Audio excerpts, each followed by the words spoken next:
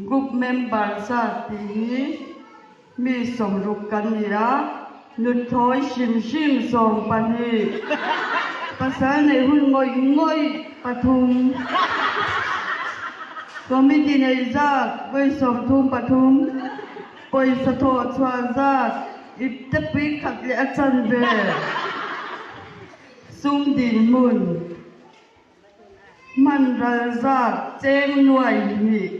kutala om cheng thum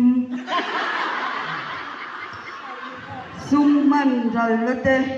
mi tran pui nga kan mang kam bera kan tran pui ta chu pama asam truck kala na tu kan lei sa kan rup chu nga halem bua te asper tu theu kan ta sak pa World Cup ke zong ta cha turin thing che riak cha se sa kan go dan me baka tu na ya pu chon ki man chanem ngai ta din a cha me ta din YMA officer ek omna khen hi asil hakka YMA te kan ne ya zor ta luya kan sil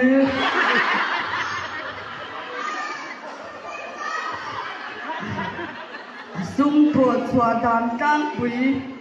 mi ben ek khele sam trok poten kan noa pini pui bekam te chi te kan zuar kwa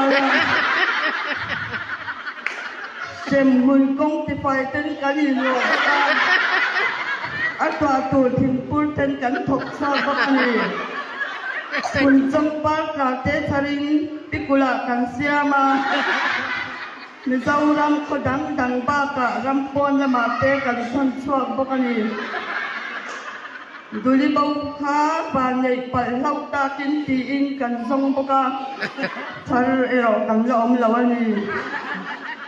zakaya lon na thei pui ra lawin kan zwar wal bo malak mel na le ma chok kan pui Pakisi tui kul ku tui finja ta siam tumin ma kan na sakai thing hambula pupia ngoya wan ramso edel wala le kan tume bakani kan group chunga tangba ta nu pui ne pian te tana discount nei turin ma kan la mel boka chu ba ka pasi le tel ho mun siam tumin ma kan la bakani report to Jordan ti hi halem bua za som paru no pang zan ya kutung lian pui muza pakha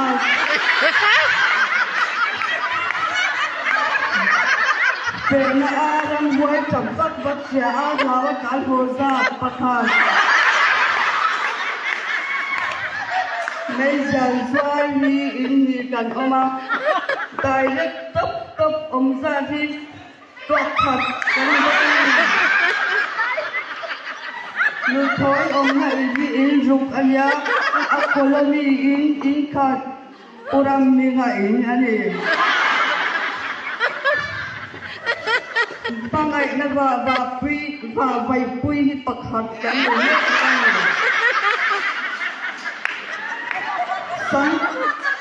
san kiro osam tak hi pakhat kan ya zoom le mom tikin thei vek in tau de chuang lem lo hi pathum kan ni zai lo den chena bathwai le thobeng bi panga